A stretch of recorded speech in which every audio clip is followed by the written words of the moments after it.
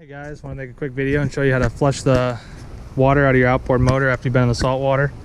So if you got a motor like this Yamaha 4-stroke that has a cold flush, this is the easiest way. Yamaha says it's just as good as the Earmuffs, so all you have to do is you unthread this from here. You got a little washer in there, you want to make sure you don't lose that. You connect your garden hose here, turn it on, and that'll flush the water all through the motor. Make sure you get all the salt water on there. You'll see it come out of the prop and out of the pickups, and then you also see it coming out of the P-tube or the telltale.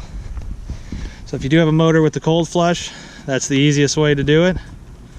But if not, the normal way is with a pair of earmuffs like this. So this way you would attach your garden hose here, turn the water on, and then you'd have to actually run the motor for the water pump to pump that fresh water through the motor and get all the salt water in there.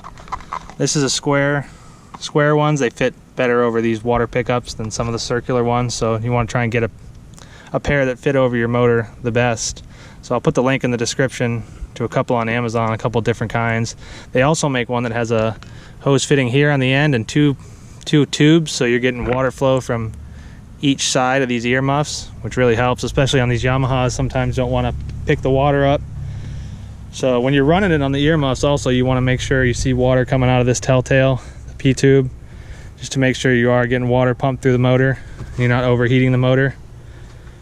And then another tip too, if you got low water pickups like a bass boat or a bay boat, sometimes the high performance lower units, you'll have low water pickups, which are just some holes right here. If you do have those and you're running it on the earmuffs, you just want to make sure you take like a piece of duct tape or something and tape it over those pickups. That way you're not sucking air, and you can just pull just water through the motor to flush it out. So the other thing, you want to make sure this thing's trimmed all the way down, especially if you live somewhere that's cold. After you flush it, you want to trim it all the way down and let all the water drain out of the motor, so it's not going to freeze and damage anything inside the motor or in the gear case or something like that. So that's basically it, guys. If you have any questions, put them in the comments and try and answer them. Thanks.